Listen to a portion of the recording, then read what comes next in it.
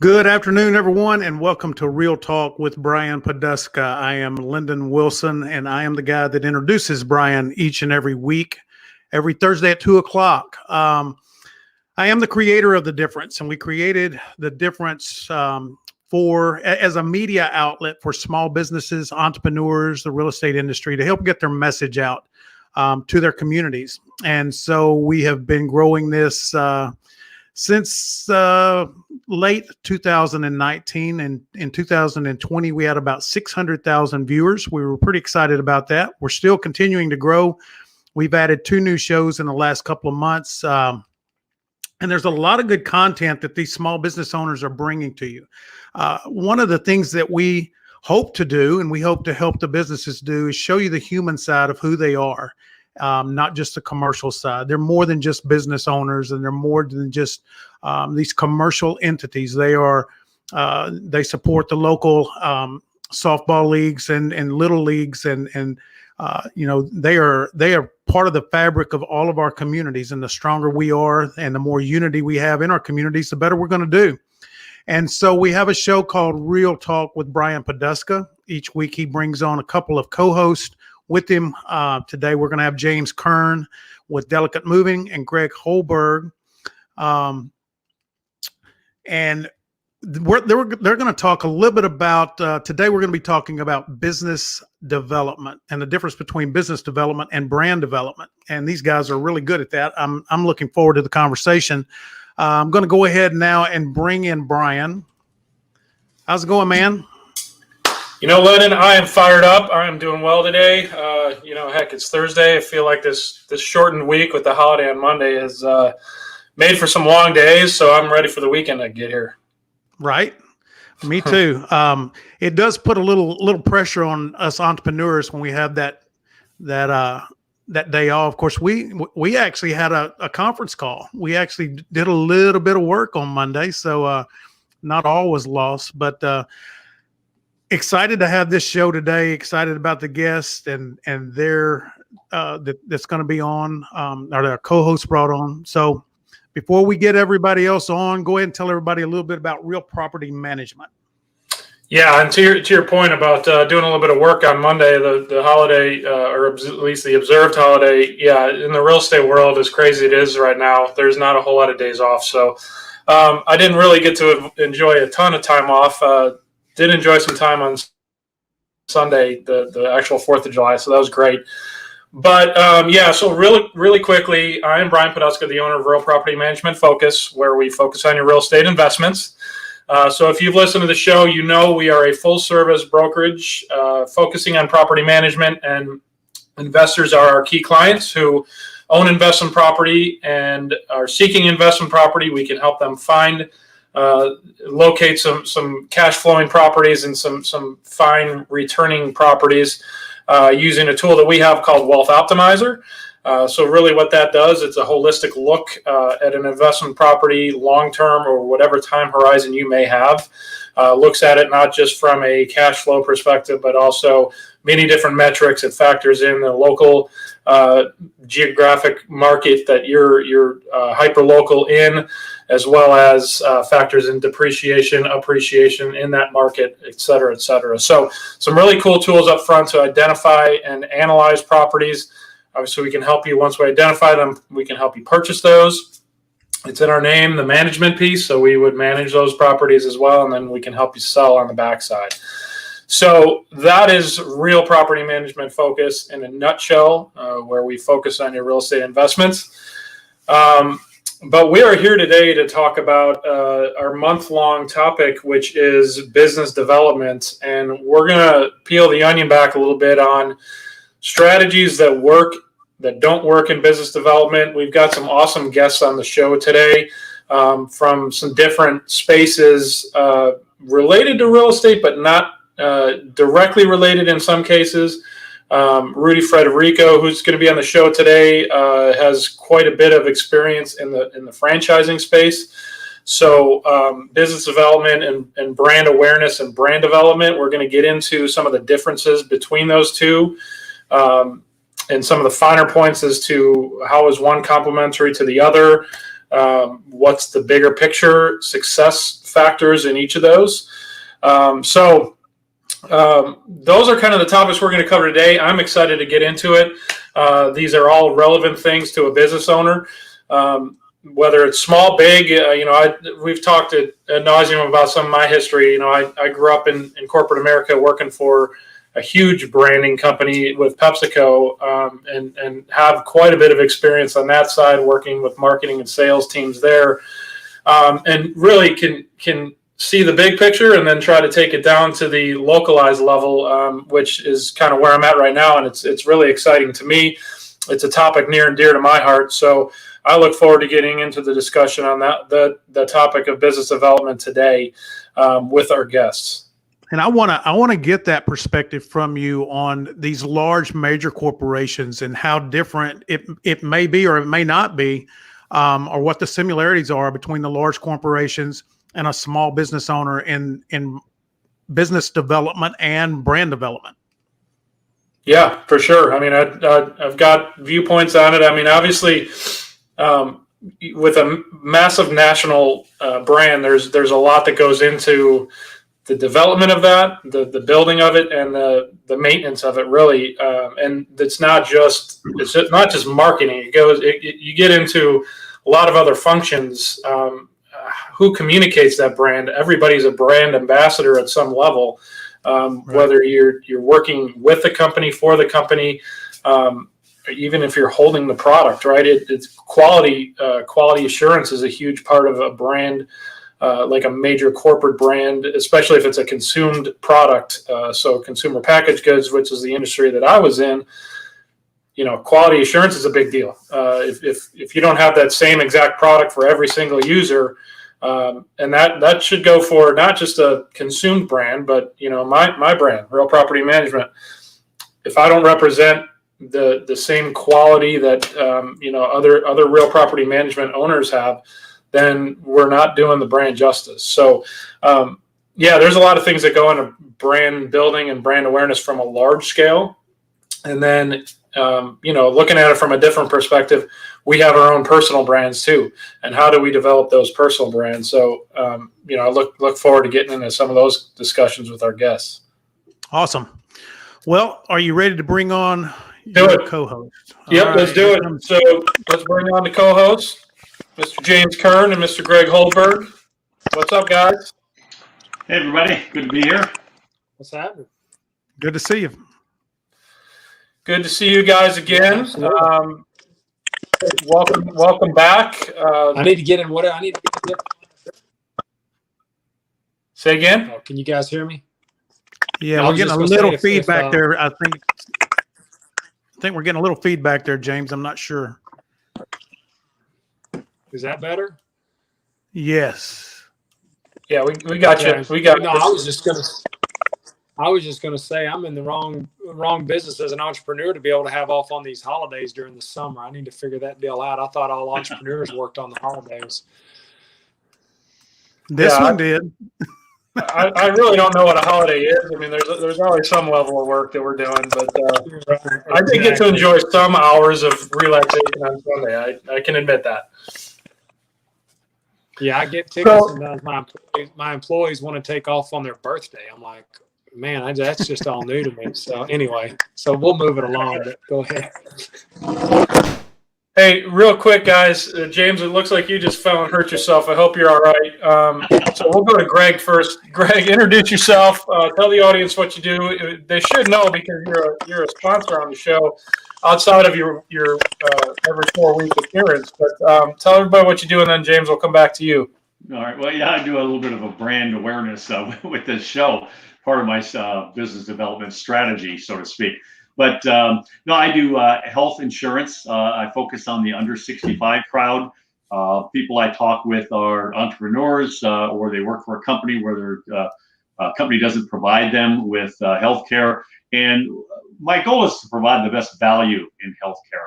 You don't want the cheapest. You certainly don't want the most expensive, but you want to make sure you're going to have something there that's going to come through on the worst day of your life.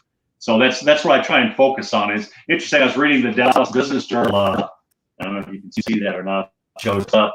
the other day, but there's a huge article on page 2 talking about Texans are burdened by medical debt and lack of insurance. And part of that is just lack of awareness of what's available out there. Everybody knows, oh my gosh, health insurance is so expensive. And it doesn't have to be. I think a lot of people I talk with are generally surprised when they see what they can get and what can meet their specific needs to cover them on that supposed worst day of their lives. But, the article just goes on to point out how, 32% of people say that they've received surprise bills, during a medical event. And that's sort of like where something comes up the insurance company doesn't cover, or you're completely blindsided by what is this, and it's another doctor that came in out of the blue that somehow manages to bill you for things. So and that's one of the things I work with people on is let's build a plan that meets your needs, and it's going to keep you out of debt and keep you covered, so you don't have to worry about it anymore. Awesome. And real quick, bring on your guest, do a quick intro, and we'll get into Mr. Rudy's bio here in a bit, but just bring him on real quick and then we'll dive deeper. Sure. Rudy and I won't say we go way back, but we keep winding up in the same establishments for after hours and just doing our networking and so forth. And he has terrific brand awareness out there by just the amount of contacts that he has, and he's always out there. So every time I'm out there in a social environment, there he is. But Rudy Federico with Payroll Vault. I'd like to introduce him to you, and Rudy, take it away. Good afternoon. Thanks for having me and inviting me to be part of the program. Looking forward to contributing whatever I can. So we'll dive in. Looking forward to it. Awesome. Well, thanks for joining us today, Rudy. Appreciate you coming on. Let's shift over to James, Mr. Kern. Why don't you introduce yourself, talk about your business real quick, and if your guest is in the waiting room, if he's available, we'll bring him in as well. He is here. Okay, good deal. Delicate Moving. We've been in business over 20 years. I've been the owner of the business for 20 years, actually, and this year. And so really our commitment has always been that we're going to have full-time movers, no day labor, no temporary help. And that sounds logical, right? But unfortunately, a lot of our competitors don't use full-time movers. They have contractors or day laborers. And so the level of consistency that we're able to offer, I feel like, has always been above and better than the competition, because we're not sending out people that are strangers to us into your home. Yes, it'll be our client's first time to meet them, but we know we're very familiar and with the quality of work and the training and the level of work that our guys do.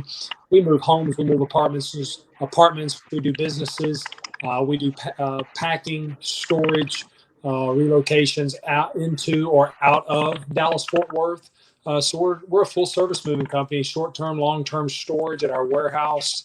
Work with a lot of insurance companies on move-in or pack-outs, as they call them. People have damage. So we're just a local company moving people on a daily basis here in the Metroplex. And I think it's an interesting business right now with so much movement going on with people. And we have definitely have our challenges with the market right now, the way it is.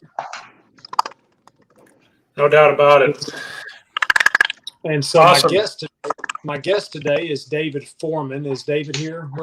If I can't, there he is. Well, yeah, there's David. Okay, sorry. On my screen, I couldn't see David.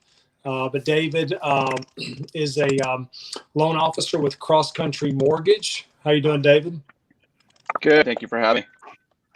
Absolutely, man. This is David's second time on our show. David refers us a lot of business. I've known David for a couple of years now. Definitely a man of integrity, and that's very important when we're working with each other, because I know what he tells a customer is exactly what's happening. So, David, tell us a little bit about your business real quick.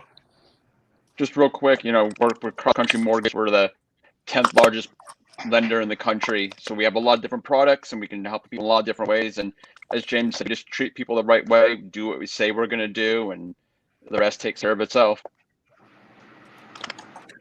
Awesome. Well, David, welcome back. First and foremost, good to see you again. Thanks for coming on the show, and look forward to diving into your business development strategies as it's related to the real estate market, and then beyond as well. So, welcome back to the program. Before we get into the meat of the topic, what I do want to do, Lennon, if you can throw up Mr. Tom Rowe's company information. Wines with an Appeal. I'd like to talk about his company real quick. So Tom Rowe is part owner of Wines with an Appeal, and Wines with an Appeal is a company dedicated to assisting people fundraise for their favorite nonprofit organization. So they provide a fun and educational program to entertain your donors and increase their wine knowledge that could potentially cost the fundraiser absolutely nothing. So the key there is you buy enough wine, or your guests buy enough wine, it doesn't cost the fundraiser anything, and everybody has a good time. So in order to get in touch with Tom, you can send him an email at tom@wineswithanappeal.com. His information should be scrolling at the bottom of the screen. Or you can call him directly at 214-621-5216 for more information on how to schedule your event. And I can speak to Tom's course. It's awesome. It's entertaining. It's engaging. It's educational in that, you learn a lot about wine, and there are wines available that, through his purchase arm that isn't or aren't available through liquor stores, wine stores, in most cases. So he's got unique offerings, offers a unique education, and it's a great way to not only have fun and network, but also raise funds for your favorite fundraiser or nonprofit. So look up Wines with an Appeal, especially as we're opening up again here in Texas, and he can even do it virtually in other states. Now, there's some laws that he has to abide by, so I got to be careful in saying that, but certainly look up Tom if you are thinking about doing either a networking and or fundraising combined event. All right. So what I'd like to do, guys, is kind of open up the forum a little bit. Rudy, what I'd like you to do is just provide some background on your business, number one, how you got there, because I know your path is a little bit different, and it'll lend some viewpoint to our deeper topic, which is business development. But I want folks that are listening to understand what your background is. David, we're going to do the same with you as well. But Rudy, why don't you go first? Just tell people what you do in a little bit more detail, how you got there, and some of your background in the franchise space. Yeah, I'd be happy to. Thank you for the opportunity again. So I spent about 31 years now in the franchise world, in operations, sales, done all of those things, put about 750 retail locations in the ground in my career. And at my last firm that I was at, saw that was going to transition out. So kind of consulted myself into buying my own franchise, which I did with Payroll Vault. So my payroll service that I currently own and operate here in North Texas is a, again, locally owned and operated payroll service. We customize solutions for small business. We do what ADP and Paychex does, but I think we do it with a more personal touch for small business because they can't get that within a big organization, and we do it for a little bit less. And so we provide those basic services. But I also look at myself as a business consultant because of my franchise background. In franchising, we've helped people from all walks of life and fit them into the brand that we were currently speaking to. So some people had background in how to incorporate and how to open the bank accounts and how to run their, and others had no idea how to do any of those things. So we would have to coach them through all of those things, including how to market and promote their business, some of which are the topics that we're going to talk about today. So that's always been a part of what we do. In addition to that consulting, I do that with people today in order to buy franchises. And so I work with a company that helps place people into a franchise business. And the goal would be, if I built a good relationship and so forth, that I can then bring them into my payroll service for an ongoing relationship throughout the term of their business cycle. So it's really a business consultant that gets paid for payroll, but I help people in all areas of business I do that through networking, where I met Greg and all these different areas. And so that's how we get the word out and talk about what we do. Awesome. I like how you said you consulted yourself into owning the franchise, Payroll Vault franchise. So that's great. No, thanks for sharing your background. Appreciate that. Like I said, we'll get a little bit deeper into business development, and I'm eager to hear your opinion from the franchise, the model perspective.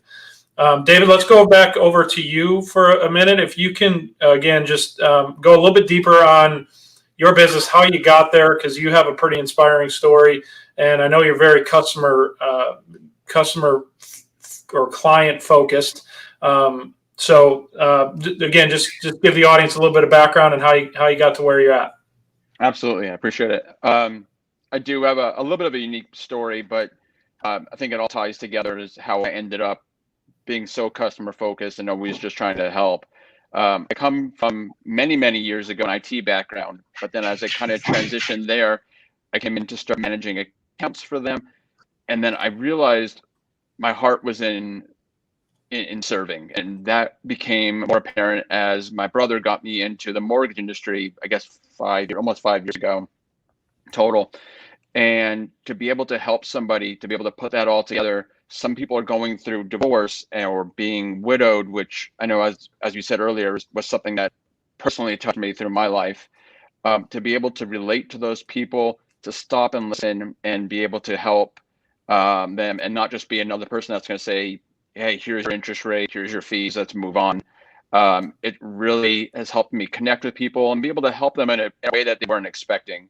The referral business I get has been one of the most rewarding things from it, just because they said, we really connected and we just really felt like we could trust you, and I would never refer somebody out to this person if I didn't truly trust them. And it's made me feel good about growing the business that way. That's awesome. Well, thanks for sharing that. Appreciate it. Bringing it back to kind of the topic that we're going to discuss today, and that is business development. Len and I were talking earlier this week about, how do we want to drill down on this topic, and from what angle do we want to take at it? And one of the questions that we came up with as we were kicking around the topic was, we started the topic last week on the show, and the conversation was great, but it felt like it was a little more surface based in that it was focused more on brand development or brand awareness than the actual term of business development. And in my mind, business development is kind of a more umbrella or overreaching term than just brand awareness and brand development. I view personally brand development as a cog in the wheel of business development. So Rudy, from your perspective, as far as, in the franchise model, and this applies to everybody, so feel free to chime in. I'm not just asking Rudy, but I'm curious on his perspective from the franchise model. How do you make that distinction between brand awareness and business development, brand awareness, brand development versus business development? First of all, I would completely agree with what you said, that brand development is a part of business development. So, for people to understand what your brand is and what you do is important. But building the business comes with a lot of other pieces, some more heavy lifting, things like that come along with it. In the franchise world, some people will buy a franchise because they know of the brand and think it will be successful just because they bought the brand, right? So you can hang the arches and people know what the arches stand for, but if you don't go in and work the business, it doesn't ensure success in that business. So you still have to manage the P&L and manage the staff and manage, all the other things that go. You have to sell hamburgers. So just because you put up a sign that has this brand awareness doesn't mean that you're actually selling hamburgers. If your restaurant isn't clean, if your restaurant isn't, meet all these other standards to the public, then your business fails, even though the brand is well known. And so it's really just a piece of all of that. And you have to work on building brand awareness. I currently promote Payroll Vault on several social platforms, just for brand awareness, because it's not a popular name. People say, you're with what payroll? What is that? And so I have to explain, what that is. And as we get other offices in the area, brand awareness will get bigger and people will know who we are. That's all fine. But I still have to go out and secure accounts and run the business and take care of the clients that I have on board. And all of that is part of the operations, which leads to growing the business and developing as an organization, as an independent business owner. So definitely separate in those pieces, and I hope that kind of distinguishes, at least from my perspective, why those two things are different. Yeah, I think that's great. What I'd also like to do, we're all in very competitive industries when you think about it, right? So, David, you're in the mortgage industry, and cross country, certainly recognizable brand. There's a bunch of brands out there. There's whether it's health insurance or mortgage, moving company. James, you said it earlier. It's super competitive, especially in a hot market like DFW. Because of that, brand development and business development becomes a differentiator for you guys. And brand awareness, especially, I think becomes more of a personal thing than like what Rudy was saying. Yeah, you can buy into the Golden Arches. Everybody knows what McDonald's is. Everybody knows what some of the major franchises are.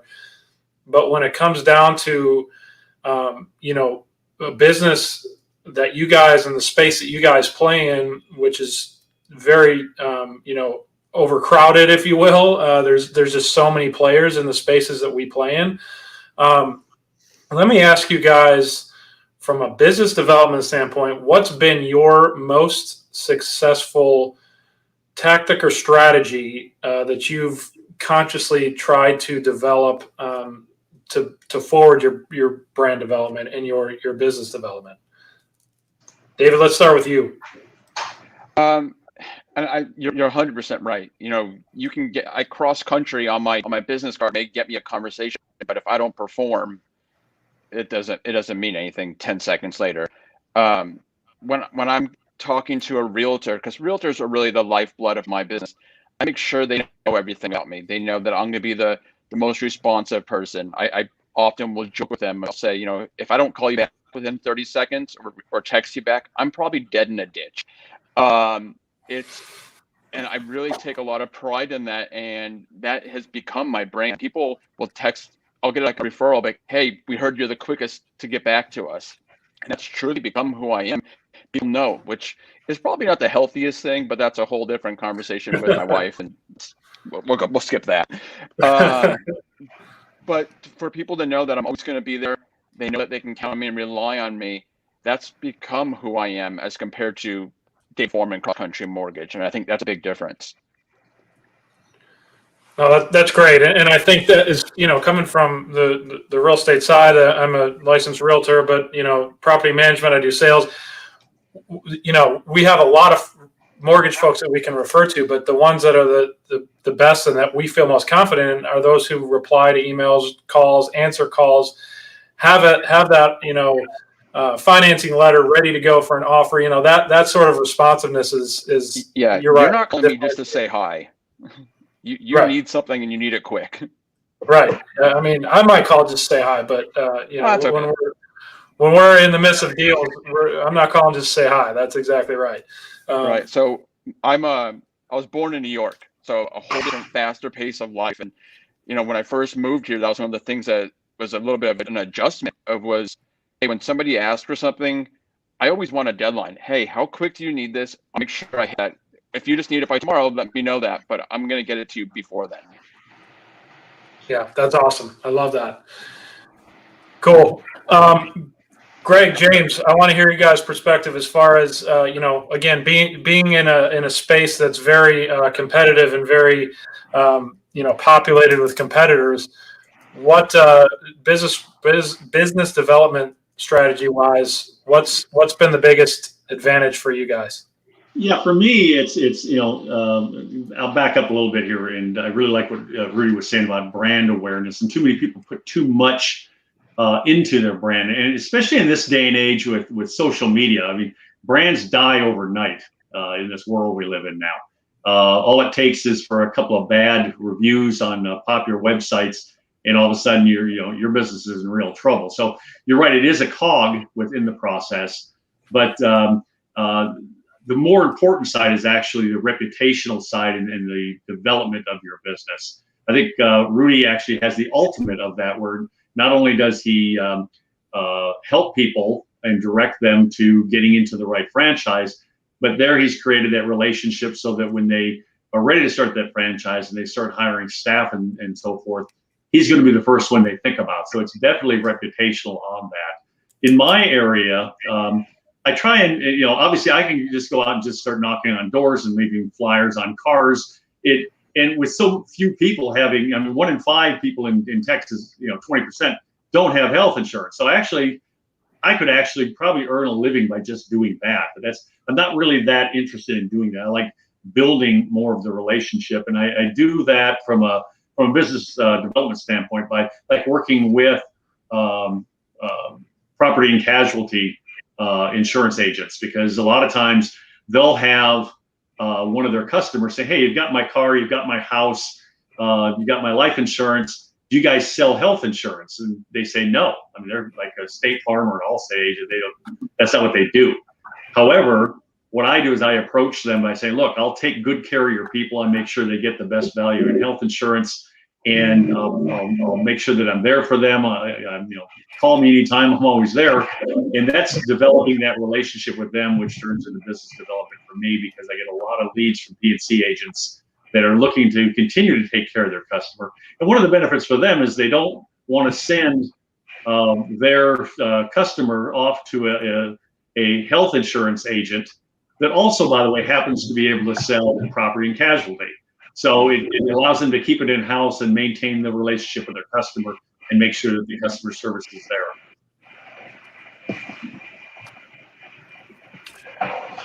Oh, that's awesome. And I think, in one thing, a personal experience with you, and I know what you do with your clients, is the education piece is always very important. And, I consider that a differentiator with your business and your, the services that you provide that others may not do, because, you take the time to sit down, educate, walk through details, make suggestions, but also give the reasons why you're making those suggestions based on clients' needs. And I can speak firsthand to that. So I thank you and your help in that regard for me personally, but I can relate that out to, anybody who's thinking about looking at health insurance. Greg can help you in that way. It's a little scary in that, if I'm recommending something, we're talking your health, and in a lot of cases, your children's health and your spouse's health. So you want to make sure you get it right, because you certainly do not want to be the one that, hey, we had an emergency and you sold us on a health plan that isn't really right for us. So I want to make sure that I educate what's available and help you make the right decision. But ultimately, it's your decision to make, whether you decide to move forward with me, or even if you find somebody else. My goal is that you get taken care of. And I've lost business before, but I've gotten a referral from them, from a friend or a family member. So it works out. I think that's a great point. Is okay. So we all kind of do stuff that's a little bit important in life, right? Whether David giving a lot of money to buy probably the roof that's over your head, or maybe one of your largest investments. Greg, your health. James, moving stuff that is all your personal prized possessions. Rudy, guiding people to maybe their next career, or helping actually get people paid. So there's no small things that we're dealing with here. To that point, James, I want to get with you on and get your perspective on, given the competitiveness in the market. I know you said you mentioned consistency earlier, which I really like. As far as you don't hire contractors. You've got actual paid employees doing the moving for your company. Obviously, that's a differentiator. What from a business development standpoint do you think has been the most important and successful thing for you? Maybe it's consistency, but if there's something else, let me know.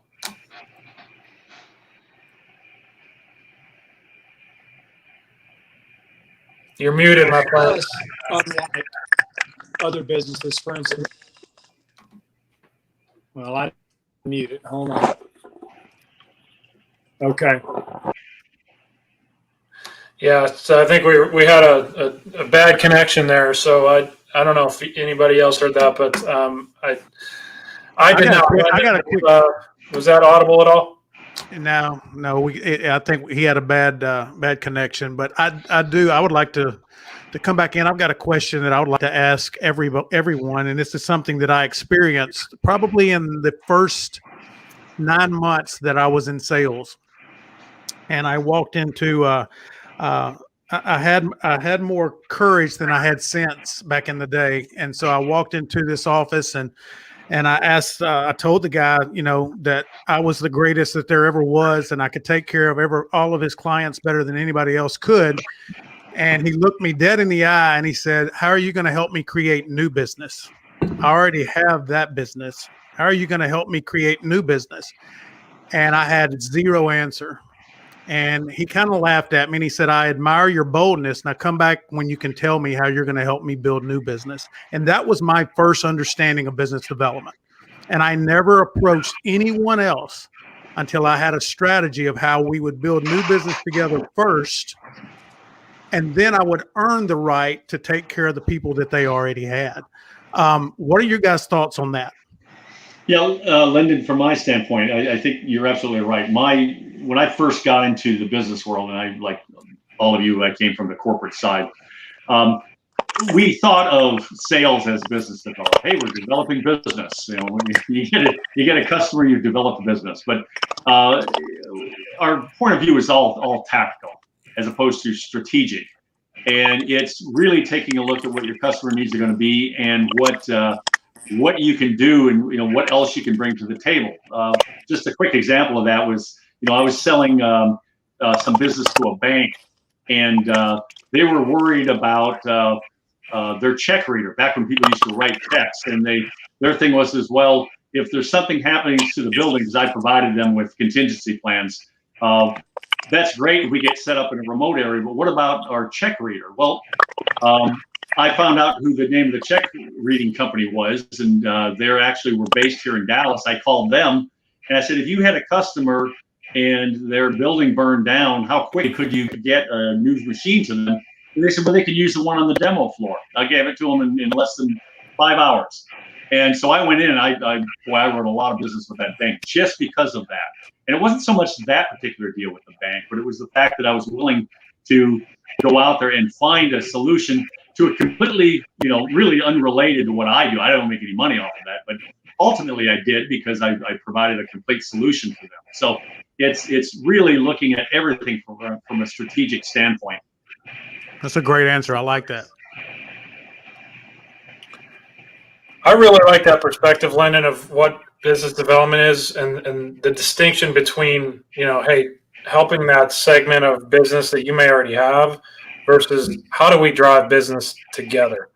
That's the mindset and as I'm going through networking and meeting new business owners, meeting new folks, and meeting potentially new partners. It's that mindset that how do we grow business together? It's not just let's trade contacts, but what do each of our offerings have that are complementary, or our personalities or our personal brands, if you will? How can we tap into a new market? Right. And well, it creates a dependence on you. If all I'm doing is serving the people that you already have, there's really not a dependence on me per se, because another person just like me can do the same thing. But if I've created an avenue and we've created an opportunity together, you're less likely to jump ship for the shinier object. And just as Brian was saying, networking is so much important about how you can help them. Almost 90% of people come into it of, okay, let me start this conversation and let me see what I can get out of it. But when you can fully turn that around and how can I truly help that person, they see that and they appreciate it. And that's the biggest difference. Yes. Yeah, that's a great point. The Yeah, I approach payroll as a business consultant, not just as a payroll sales guy, right? So how can I help you in your business? So if they're a do-it-yourself payroll person, because they're a small organization and they just write the checks themselves, well, I give them back time to go out and focus on business development themselves. So if they're good at something, go do what you do. Let me do what I do. And what I do is less expensive than what you can generate if you go focus on your core competency, right? So if I can have Greg out doing more health insurance, that's what he's good at. And so I'll just take that back office responsibility away. That time has value and allows folks to build their business. And that's really what they're trying to do. If I can also do it for folks that's less, and it's less expensive than maybe some other third party that's doing it, well, then I'm giving them money back into their business that they can reinvest, whether it's building their brand, advertising, or true business development, whatever that is. The other part of the consulting that I'm bringing is I build most of my business through networking, right? Originally, when I bought the franchise, we were going to go knocking on doors and say, hey, we can help with your payroll and we can help with your payroll. Well, COVID changed how people do business. And that shifted then into networking, Zoom calls, chambers, all that kind of stuff. That changes the perspective on how you build business. And so we went out and built our core that we have a year into the business that was all done through networking. Well, I'm able to plug my network referral partners into my clients to help them in other areas of their business. Bingo. So I'm going to get payroll off their plate, but if they've got a real estate issue, I know Brian. And if they have a health insurance issue, I know Greg. And if they just happen to be talking about, I'd like to be able to refinance my house, well, we've got a guy who does that too. And how great is that I can be the go-to, I'm the local Google for my clients, right? Throw Google out the window. If you need somebody who does anything, ask me first. I probably know somebody who's good at it that I can refer to you and help you in your business or in your personal life. It could be a roof, it could be your social media for your business, whatever it is. I know a handful of people in pretty much every area because of all the groups that I'm in. So I become the resource. That then gives value to my clients, which locks them in long term. But that's all part of how we kind of give value to our clients. Do you think, Rudy, we underestimate the value of having the ability to make those connections for people? Because we're all looking for that one connection that's going to change our life, and we don't know who that is or when we're going to be introduced to them. So each and every one is an opportunity, and we all are somewhat connected in our business world, and we continue to grow that and expand that sphere. How valuable is that to know that you're walking into my office to talk to me about payroll, but you may have the key to the one business connection that I need to make it to the next level. Well, and because we're all running around with these things, and we've got 300 to 1,000 names and numbers and whatever, and I've got all of mine sorted by groups. So if someone says, I'm talking to them about payroll, and I always close that conversation with, what else in your world is troubling you that's keeping you from focusing on your business that I can help you with? So the first thing is you got to ask, right? And I think we all have that responsibility because we're all networking guys. We know each other in these circles. But if we don't ask what other things are troubling our potential client that's sitting in front of us, we don't know who we can refer. So you have to ask. And so it's just a very simple question. What else in your world is troubling you or keeping you from doing more business or growing your business or whatever? So I ask everybody because I know people that I can plug you into. And if they say, I just need somebody who can introduce me to such and such. Well, I know Susie, and Susie does that, and she's connected to those kinds of people. And so you're right, because in everybody's phone is one person who can change your world. But you have to be able to figure out who that is, right? And so you have to ask the question, who are you looking for? Who do you need to connect with to get you to the next level? And I probably know somebody. And if not, I'll put it out into my circles, and somebody in my circle will know somebody.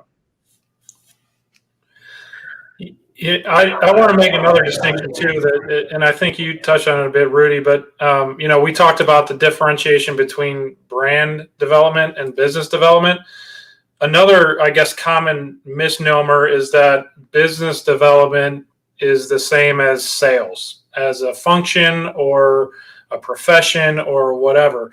And again, I think in my mind, sales is a component of business development, but it is not an equal or congruent word in that, business development, and Rudy, you said it, David, you mentioned it too. I like the term become the local Google of connections, right? Or whatever it was you said, but I like that concept. David, I like the same, the approach of the like-mindedness of who can I connect, and not taking 90% of every conversation about yourself or what you can get out of it. Sales I view as more transactional, whereas business development to me means more relationship building and more, again, that overarching, being that Google, being that person that you may or entity that you would go to, whether you need that help directly for your business needs, personal needs, or whether you just need to be connected to somebody who you may know, because that will pay itself back or forward, if you will, time and time again, if you're that first person somebody's thinking of. Absolutely. I had a realtor call me like a week ago. She's like, "Hey, I got all these offers on this listing. I have no idea how to put them together into something that makes sense." So I helped her create a spreadsheet, and it was shareable. So she sent it to her clients so they could all look at it together. And she's like, "I knew I should call you." And that was just a good feeling to me that she thought, "I have a problem. I'm going to call David." That's awesome. I love that. And I love hearing examples of, exactly where that is. And Rudy, I know you from, other networking circles, because we both, we both do enough of it that we run into each other, and have had the pleasure of getting to know you over the last year plus of, again, through networking. And you've always taken that mindset of, I may not be able to help you, or just thinking, hey, I know my friend or business colleague over here needs this, has this need, has nothing to do with Payroll Vault or has nothing to do with a franchising opportunity, but I know I can connect him to A, B, C, or D over here. And it's been, I've seen it in action. So I love that as well. That all comes from just being, in networking, they say givers get. And so if you give to other people, you help them, at some point, someone's going to remember that, hey, Rudy connected me to this guy. And 6 months later, they're going to go, I was talking to somebody about a franchise. You probably have to talk to Rudy. He talks about that. So you stay top of mind because you're that guy who, offered something without having your hand out, right? Because at the end of the day, that'll come back multiple times over if you're the giver in the scenario rather than the guy who's just out, knocking on the, with your hand out looking to get a payday. It's about building relationships. That's where networking comes from. People refer people that they know, like, and trust. These are all networking buzzwords, but they're relevant to building not only your brand, but building your business. And building your business is the business development side. That's the overriding factor here in the conversation is, how do you build your business? Well, I build my business on relationships, and those relationships come from being a giver, being, generous with my time, just sharing with folks. I've experienced that with the franchises I've been with, or with the businesses that I've owned. Here are the questions I think you need to ask yourself, or ask your CPA, or ask your, whatever, and that'll help you then fill in your business. To Brian's point, business development is certainly more than just sales, because if your product is garbage, then you have nothing to sell. And so your business is not going to grow. So having a product or having a process if you're in a service business, those kinds of things are all things you have to have buttoned up as part of the complete business development solution. And sales and branding and all those kind of things are all subsets, I think, my opinion, of that higher overriding piece we call development. That's awesome. And I just saw a comment that was posted by Daniel Cook about being there not only in business, but in from a personal perspective. There you go. Help each other in both business and personal life to be truly successful. I think that's a great point, Daniel, in that, obviously, whatever business we're in, everyone as far as guests go, we're helping somebody in their life in some way, shape, or form. Kind of like what I was saying before, is that we all have kind of important topics as our underlying business, which I think is awesome. So you can touch a client in multiple different ways, whether it be personal, professional, and then obviously with business partners as well. I think that's a great point, Daniel. So thank you for sharing that in the comments. What I wanted to too, I posed this question last week, and we obviously had some different businesses and different perspectives because of the businesses that they own. But so we had a realtor last week, obviously near and dear to my heart from that regard. But I'm curious from your guys' perspective, with the last year and a half that we've been through with the pandemic and all the shit that's thrown at us, right? From a business perspective and a business development perspective, what did COVID do to you guys as far as sharpen your blades for business development, change your strategies? I heard Zoom calls. We had to shift to Zoom calls. I get all that. We all had to do that. But last week we uncovered some good stories as far as really getting into your business and figuring out, how do I evolve through all the BS that was COVID and the pandemic and the new environment. So I'm curious to hear your guys' perspective. How did the pandemic change and sharpen your iron as you went through, and now that we're coming out of it, from a business development standpoint? I had two areas that we actually had some lift and some benefit. So on the payroll side, businesses out there got very cost conscious. And so the ability to promote our services as a lesser expensive solution to what they were already doing brought immediate benefit. We also do things like employee retention tax credits and helping people get other monies, the PPP filings and all that other kind of stuff are all tied into payroll. And so we had a lot of initiatives that helped us promote the business, and we were actually able to launch and grow our business in the middle of everything that was going on. On the franchise side, the franchise world, the company that I'm associated with as a consultant, we put over 1,200 new businesses on the books in 2020 because people who were getting displaced, people who were frustrated, who couldn't go into their office, who were looking for other ways of generating sources of income. The franchise world was a very popular way to do that, and continues to be. We were 38% more successful in 2020 than we were in 2019. And we're tracking currently at a 52% growth rate over 2020. It's still a hot area for people to, whether they want to be a semi-absentee owner and do something on the side, or they want to change their careers. But the franchise space is a great way to kind of generate those kinds of things. And so all of that has just been a tremendously hot opportunity in light of the mess that we've all been facing, regarding the pandemic. So you kind of, sometimes you have to look through the mud to find the bright spots and kind of what's going on. You have to step through the garbage in order to get to the promised land and what's, you define as successful. And so you just push through those things, and there are opportunities that are out there. So maybe our payroll business didn't grow as much as we wanted it to because I couldn't knock on doors. I was only doing it on Zoom, and some of those things were a little restrictive, but I spent it in the positive. I was helping people save money, put money in their pockets with the loan programs and that kind of stuff. So I just took the positive approach to it, made the most of it. Love it. Love it. Anybody else have some thoughts as far as impact of the pandemic on business development? Yeah, from my standpoint, there were two good things that kind of came out of this thing, the lemonade from the lemon, so to speak. One of them was, yes, we did have a lot more people decide that, you know what, I'm going to go off on my own. I'm going to either go franchise or I'm going to start a business, something I've always wanted to do. And for a lot of people, this was the catalyst to do that.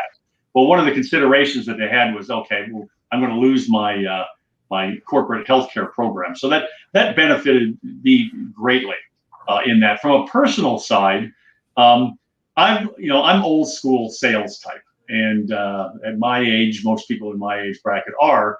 And selling over the phone was never one of my strong points. and explaining things to people and doing it on Zoom. But I got actually quite good at it, and it forced me to be able to walk people through different health plans over the phone, which is something I've never done before. And I got pretty good at it. So, and I don't see, obviously I like the face-to-faces still, but probably the majority of my business now is still going to be done over the phone. It's more efficient. It works out better for people's schedules and so forth. A lot less stand-ups. Like I said, that's like driving across town and somebody forgot you had an appointment and they went ahead and went out to dinner or something. But just being able to work over the phone and a Zoom improved me greatly as far as, from a personal growth standpoint. But there was some silver lining to the pandemic as far as people wanting to go off on and start their own thing, as well as just bringing awareness for people that didn't have health care that were thinking about, gee, I mean, this thing's pretty serious. So what am I going to do to make sure that myself and my family's taken care of? Yeah, it also forced you to clean yourself up, so you could look presentable on Zoom calls. So, we're all thankful for that. Not even a smile. All right, Greg, fine, be that way. Well, you got a better background than I got. I got these phony eBay diplomas on the wall. So.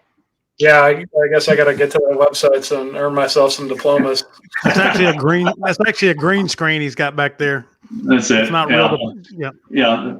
This one over here, that's Harvard, and Yale is just down below. Right. That's impressive. Lennon, based on our conversation earlier this week, I know we had some good ideas with business development. Is there anything else you want to tease out in today's conversation as far as business development as we get down to the last couple minutes here? No, I mean, I think these guys did a great job of showing, I hate to use the plug, but the differences in how we perceive things. And I think, unfortunately, a lot of us that come out of corporate world into entrepreneurship, and even some people that are brought in may not have the right perspective of what, like you guys said. So many people think business development is sales. I think sales is a byproduct of business development. It's business development is the process we go through to get to the result of sales, and to James's term, consistent sales. The better the relationship through business development, the more consistent that relationship's going to be, and the longer term and more referrals we're going to get out of it. But I think there has to be a strategy to it. I mean, it's a strategic partnership in business development, not just the transactional. So I try to use all of those little words that each one of you used, and I try to do that in one sentence. Hope I did it well. That was a pretty good summary. I think you hit on everybody. But I would reiterate that. I think today I'm glad we got a little bit deeper into the topic of business development. I think we teased out some key differentiators as far as terminology and some generalizations that are made with business development. I can speak to everybody on this call. Relationally, we're relationship-based businesses. We're not transactional. We're longer term. We're in it for the long haul, and I think that goes a long way and makes business development that much more of a key for your business. If you're selling a hamburger, it's pretty transactional. Now there's a lot of brand awareness and brand building that goes on behind that, but it's essentially a transaction. We all provide services in some way, shape, or form. And I think that speaks to the importance of business development. So I want to thank each and every one of you guys for coming on the show today, giving your insights and providing some knowledge on the topic of business development. Appreciate all the insights to our guests, David and Rudy. Appreciate you guys coming on. As always, James and Greg, I appreciate you guys as co-hosts. It's always good to see you guys. Other than that, let's get out there. Keep kicking butt. Thumbs up to you too, James. I agree. We got the weekend coming up, so let's go enjoy that if we can. In the meantime, tune in next Thursday as we continue to go down the path of business development. Again, thanks, guys, for your insight today, and we'll see you all next week. Bye all.